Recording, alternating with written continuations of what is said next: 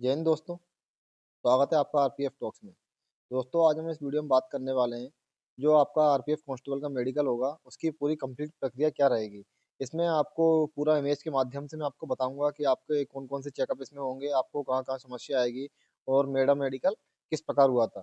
दोस्तों आज हम और इस वीडियो में हम बताऊं मैं आपको आपका रिजल्ट कब तक आने की संभावना है। दोस्तों आपका रिजल्ट करीबन फरवरी मिड या फरवरी लास्ट तक आ सकता है। बहुत लोगों को कमेंट में मेरा डाउट था कि रिजल्ट कब तक आएगा। फरवरी मिड या फरवरी लास्ट तक आपका ये रिजल्ट आ जाएगा और उसी में आपको जोन लोड कर दिया जाएगा और उसी जोन में आपका मेडिकल होगा। और मैं आपको बताता हूँ इसमें आगे कि आपका मेडिकल किस प्रकार होगा। दोस्तों सबसे जरूरी स्टेज इसमें मेडिकल में है आपका जो मेडिकल प्रोसेस, आपकी इसमें कौन कौन सी जांचें होंगी और आपको मेडिकल में अनफिट होने के कारण इसी वीडियो में हम जानेंगे। इसमें ये सभी तीनों पॉइंट क्या क्या रहेंगे। सबसे पहले दोस्तों आप जिस जोन में जाएंगे वहाँ एक मेडिकल बोर्ड बैठा रहता है।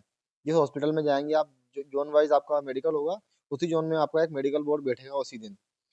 उसी बोर्ड में मेडिकल होगा आपका और वहीं पर आपके ये चेकअप किया जाएगा। दोस्तों सबसे पहले इसमें रेलवे हॉस्पिटल या सरकारी रेलवे मेडिकल बोर्ड द्वारा इसका मेडिकल किया जाता है। हमारा मेडिकल एनएफआर, ये एनएफआर का ही फोटो है। एनएफआर मालेगांव हेडक्वार्टर, ये हमारा मेडिकल यहीं पर इसी हॉस्पिटल में हुआ था। इसमें आपको मैंने फोटो के माध्यम से बताया है। इसमें आपका हाइट इसमें 165 रहती है मेल की, फीमेल की 157, और चेस्ट आपका 80 से 85 होना चाहिए। एससी और एसटी कैटेगरी दिखा रखा है। और जो पहाड़ी लोग, पहाड़ी एरिया में जो लोग रहते हैं जैसे गढ़वाली, गोरखास, मराठा, डोगरास, उन सबका ये हाइट और चेस्ट बताया गया है। आगे हम बात करते हैं सबसे महत्वपूर्ण आई चेकअप या विजन टेस्ट, इसको विजन टेस्ट भी बोलते हैं, जो कि V1 कैटेगरी का होता है। इसमें एक आंख 6/9 या फिर 6/12 दूसरी आंख होनी चाहिए, जो जो कि चश्मे या लेसिक के बिना। दोस्तों लेसिक का भी कई लोगों का मेरा मेडिकल में इसमें कमेंट में पूछ रहे थे कई लोग कि लेसिक अलाउ है या नहीं। दोस्तों ये सब डॉक्टर के ऊपर रहता है। अगर उसने पहचान लिया कि आपने लेसिक कराया हुआ है तो वो आपको अनफिट कर सकता है, उसको वहां से कोई रोक नहीं सकता। और उसमें आप अपील भी कर सकते हैं, वो मैं उसको बताऊंगा आपको अपील की प्रक्रिया भी इसमें।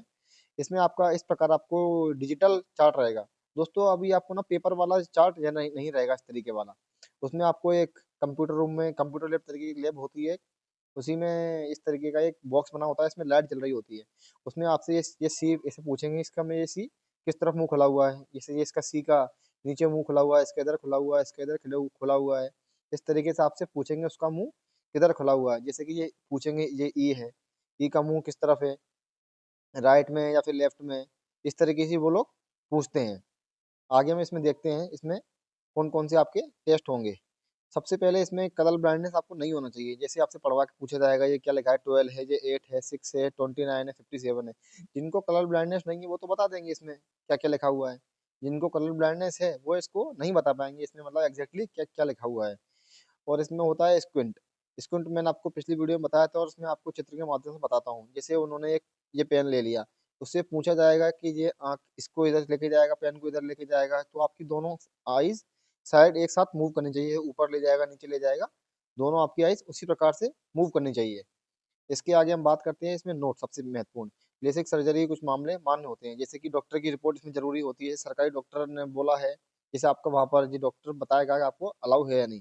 लेसिक सर्जरी के बाद भी अंतिम निर्णय, ये मैंने बताया था आपको, लेसिक आपने करा रखा है लेकिन इसका अंतिम निर्णय मेडिकल बोर्ड या उम्मीदवार की ड्यूटी के लिए फिट है या नहीं, वो रेलवे मेडिकल बोर्ड ही तय करेगा। उसके लिए आपको फेल करता है उसमें आप अपील भी कर सकते हैं उसमें आप अगले दिन, या फिर उसको डॉक्टर आपको उसी टाइम बता देगा कि आप आपका जो हेडक्वार्टर रहेगा उसी टाइम पे आपको बता देगा कि आपको अपील कब करनी है अगले टेस्ट के लिए। इसमें अगला टेस्ट होता है ईएनटी टेस्ट, कान, नाक और गले का। ये दोस्तों किसी किसी जोन में होता है, किसी किसी जोन में नहीं होता है, लेकिन मैं आपको बता देता हूँ इसमें वो चेक कर सकते हैं इन सब चीज़ों को। आप इन सब का ध्यान रखना पहले से। ईयर में सुनने की क्षमता वो चेक कर सकते हैं, अगर कान से पानी नहीं आना चाहिए, मवाद या बदबू नहीं आनी चाहिए। आपका जो मेडिकल होगा उससे पहले आप अपने कान साफ करवा सकते हैं। जैसे कि उन्होंने चेक किया कान का पर्दा कहीं फटा तो नहीं है, किसी के कान में मैल ज़्यादा तो नहीं है, तो आप उससे पहले कान अपने साफ करा लें डॉक्टर के पास जाकर। उसके बाद में नाक होता है, नाक में डीएनएस वगैरह का चेक किया जाता है। किसी की नाक ज़्यादा, किसी की टेढ़ी तो नहीं है, बहुत ही मतलब थोड़ी बहुत 19-20, 21-20 चल जाता है, लेकिन ज़्यादा किसी की अजीब नहीं होनी चाहिए। जैसे मैं आपको फोटो में दिखाता हूँ, इस तरीके से नाक नहीं होनी चाहिए। इसमें आपको वो अनफिट कर सकते हैं। जैसे इसमें दिया हुआ है पूरी तरह स्मेल ना आना, ये एनोस्मिया की समस्या हो सकती है। सामान्य गंध पहचान, लेकिन ये बताया मैंने आपको ये जोन पे वेरी करता है। हमारे जोन में इस तरह का टेस्ट नहीं हुआ था, हो सकता है कि आपके जोन में ये टेस्ट हो जाए। तो उससे पहले आप अपनी उसी हिसाब से आप अपनों को प्रिपेयर रखना कि आपके टेस्ट हो सकते हैं सब। जैसे गले की जांच, गले के किसी के टॉन्सिल ज़्यादा बड़े तो नहीं हो गए, गले में कोई इन्फेक्शन तो नहीं है, बोलने में दिक्कत तो नहीं है, मुंह खोल सबसे समस्या इसमें आती है मुंह खोलने की। जो लोग गुटखा या पान मसाला खाते हैं उनका मुंह पूरा नहीं खुलता है, उसमें उनको दिक्कत आती है थोड़ी थोड़ी सी मुंह नहीं खुलने में। ये भी जोन पे वेरी करता है। जोन हमारे एनएफआर में ये टेस्ट ये नहीं हुए थे, गले का और क्या बोलते हैं नाक का टेस्ट नहीं हुआ था। इसमें हम आगे बढ़ते हैं, डेंटल टेस्ट, दांतों की। दांत तो आपके मतलब 32 की जगह 30 भी हो 34 भी हो इतना चलेगा, लेकिन दांत इसमें आप फोटो में देख रहे होंगे इस तरीके के दांत आपके अजीब से दांत नहीं होने चाहिए। इसमें आप देख रहे हैं ये अजीब से दांत है, ये भी है। इतना डॉक्टर के ऊपर डिपेंड करता है, लेकिन आपके ये दांत चलना मेरे हिसाब से मुश्किल ही है, नहीं चल सकती है दांत इस तरीके के दांत।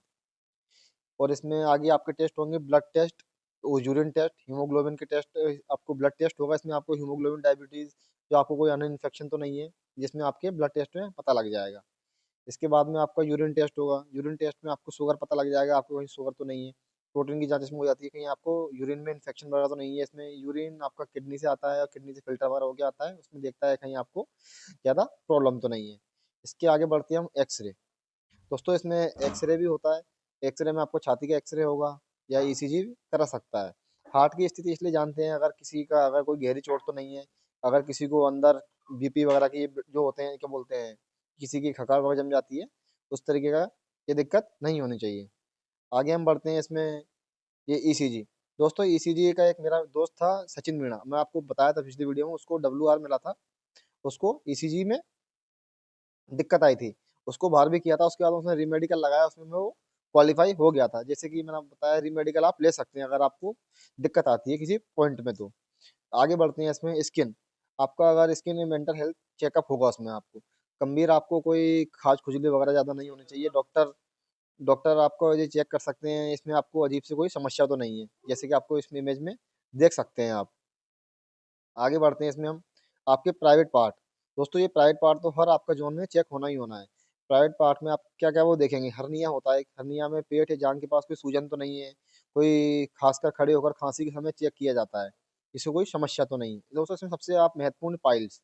दोस्तों पाइल्स हमारे जोन में चेक नहीं किया गया था, लेकिन किसी किसी जोन में ये चेक कर सकते हैं। ये भी जोन वाइज वेरी करता है, डॉक्टर के ऊपर डिपेंड रहता है कि अगर वो चेक करेगा या नहीं करेगा। हाइड्रोसिल, हाइड्रोसिल दोस्तों हर किसी जोन में चेक किया जाएगा। जो आपके टेस्टिकल्स होते हैं या फिर अंडकोश होते हैं, उसमें कोई किसी किसी के ज़्यादा सूज जाते हैं, किसी किसी के कम छोटे छोटे रहते हैं, छोटे में थोड़ी दिक्कत आती है, लेकिन जो जो नॉर्मल होते हैं उसी प्रकार से रहने चाहिए। मतलब किसी की ज़्यादा सूजन आ जाती है, पानी भर जाता है, वो समस्या नहीं होनी चाहिए, उसमें आप अनफिट हो सकते हैं। वेरिसोल, इसमें भी आपको समस्या आ सकती है। इसमें आपसे वो चलवा के देखेंगे कहीं आपकी नसें वसें तो नहीं फूल रही हैं। अंडकोश की स्थिति, इसमें दोनों अंडकोश आपके सही जगह पर है या नहीं, ये भी वो चेक करेंगे। इसके बाद आगे बात करते हैं हम, नोकनी। दोस्तों नोकनी में किसी उम्मीदवार को सीधा खड़ा किया जाता है, घुटने के पास उसके घुटने कहीं मिल तो नहीं रहे, वो उसमें एक स्केल डालकर देखते हैं, दोनों पैरों नॉर्मल ही रहता है, किसी किसी का चिपके भी रहते हैं, वो भी डॉक्टर पर डिपेंड करता है, डॉक्टर उसमें किसी को फेल करते नहीं है वैसे। स्केल डाल के चेक करते हैं, वो स्केल जिसकी निकल जाती है वो भी उनको वो पास कर देते हैं, जिनका नहीं निकलती है डॉक्टर उनसे बोलते हैं उस हिसाब से आप खड़े होइए, मैं आपको उसी हिसाब से स्केल डाल के देखते हैं, उसमें जो ज्यादातर लोग क्वालिफाई कर जाते हैं। इसमें हम आगे बात, इसमें आपको ये देख रहे हैं, इसमें दोनों आपको एंगल चेक किए जाते हैं, दोनों दोनों के टखनों की दूरी मापी जाती है, इसमें किसी किसी के ज्यादा तो नहीं है। आप इसमें रिजेक्ट कब होंगे, अगर टखने के बीच की दूरी समय से सीमा से ज्यादा पाई जाती है, किसी किसी के ज्यादा गैप रहता है पैरों में, तो वो उसको अनफिट कर सकते हैं। ये आमतौर पर 4 से 5 सेंटीमीटर का गैप होने की समस्या मानी जाती है। ये भी मैंने आपको बताया, ये भी मेडिकल बोर्ड पर निर्भर करता है कि वो आपको पास करेंगे या नहीं। इसमें नौकरी में एक्सेप्टेबल कब माना जाता है, बहुत हल्का सा गैप हो, नॉर्मल देखने में सामान लगता हो, चलने दौड़ने में कोई दिक्कत ना आती हो, ऐसे में कई उम्मीदवार को फिट भी कर देते हैं। दोस्तों इसमें आप देख रहे हैं नौकरी, ये किसी के दोनों उसके दोनों पैर मिल गए, ये नॉर्मल है। जो नॉर्मल नॉर्मल गैप रहता है ये नॉर्मल है। ये किसी का, ये दोनों घुटने ज्यादा दूर हैं, उसमें इनको दिक्कत रहती है, इसमें वो उनको अनफिट भी कर सकते हैं। नौकरी के सही करने के उपाय देखिए इसमें आप, जिनको नौकरी में दिक्कत है वो मेडिकल से पहले कुछ दिन पहले कर सकते हैं। ये एक्सरसाइज होती है, थाई थाई एक्सरसाइज होती है, साइकिलिंग होती है, straight leg exercise, wall squat exercise, वजन नियंत्रण, सबसे मेन होता है इसमें वजन। आप अपने वजन को भी थोड़ा नियंत्रण रखें, क्योंकि उसमें आपके जिसके ज्यादा वजन फैट बढ़ जाता है जांघों में, तो उनकी जांघें आपस में चिपक जाती है, उनको भी नोकने की समस्या हो जाती है। अनफिट होने के कारण मेडिकल में जो देखते हैं, सबसे मेन होता है आँख। दोस्तों आपकी आँखें 6/9, 6/12 होनी चाहिए। लेसिक का मैंने आपको बताया था, ये भी डॉक्टर पे डिपेंड करता है वो। डॉक्टर ने अगर पहचान लिया तो तुरंत अनफिट कर देगा आपको। हार्ट या फेफड़ों से बीमारी नहीं होनी चाहिए, इसमें आपको ईसीजी और एक्स-रे मैंने बताया था, आपको चेक करेगा। और आपको हाई डायबिटीज़ वगैरह नहीं होनी चाहिए। मेडिकल से पहले आप ज़रूर ये टिप्स ज़रूर लें। जैसे आप नींद नींद भरपूर लीजिए, उससे कोई दिक्कत नहीं है। शराब और तम्बाकू से दूर रहें। बिल्कुल पान गुटखा वगैरह, शराब वगैरह बिल्कुल इसका सेवन ना करें। जो आपके साथ जो आपने चेक कराया है, उसकी आप मेडिकल रिपोर्ट रख सकते हैं, लेकिन इसका कोई महत्व नहीं है, क्योंकि वो रेलवे इसको नहीं मानता। वो खुद ही चेक करेगा, उसको अगर लगेगा ये फिट है तो बंदा फिट है, अगर उसको नहीं लगेगा ये फिट नहीं है तो वो अनफिट है उनकी नज़रों में। ब्लड टेस्ट जो आपका होगा उस टाइम पे अपना खाली पेट रखें, मतलब ज़्यादा भरपूर खाना ना खाएं, नॉर्मली जैसे दलिया वगैरह खा लिया उस टाइम पे, मतलब हल्का वजन कर लिया, फ्रूट वगैरह खा लिए, वो रखें आप। फाइनल रिजल्ट इसमें क्या रहेगा? अगर उम्मीदवार को मेडिकल में फिट पाया जाता है, तो उसका फाइनल सिलेक्शन कंफर्म हो जाता है। अगर आपको दोस्तों आपका जो आप मेडिकल देने जाएँगे वहाँ पर, उसी टाइम अगर आपको मेडिकल फिट करता है, तो आपका जॉइनिंग लेटर इश्यू होगा। उसी में आपको सारी प्रक्रिया, अगर आप मेडिकल में फिट हो गए, तो आपकी जॉब कंफर्म लग चुकी है एक तरीके से, अगर आपको पुलिस वेरिफिकेशन में कोई दिक्कत नहीं है। अगर आप मेडिकल में फिट होते हैं, तो आप री-मेडिकल ले सकते हैं, उसमें आपको वो लंबी प्रक्रिया है वो। उस तरीके से मतलब आपका जॉइन लेटर भी इश्यू हो जाएगा, जॉइन लेटर भी लेट हो जाएगा, आपकी ट्रेनिंग भी लेट होगी, सब चीज़ डिले हो जाएगी। और अपॉइंटमेंट लेटर अगर जिसका मेडिकल फिट होगा, उसी का ये अपॉइंटमेंट लेटर जारी किया जाएगा। दोस्तों अगर आपको वीडियो अच्छी लगी हो तो वीडियो को लाइक करना, चैनल को सब्सक्राइब करना। दोस्तों अगर आपको वीडियो इसमें कोई दिक्कत लगी हो तो आप मुझसे कमेंट में पूछ सकते हैं, मैं आपको कमेंट में इसका जवाब ज़रूर दूँगा। जय हिंद दोस्तों, मिलते हैं अगली वीडियो में। जय हिंद, जय भारत।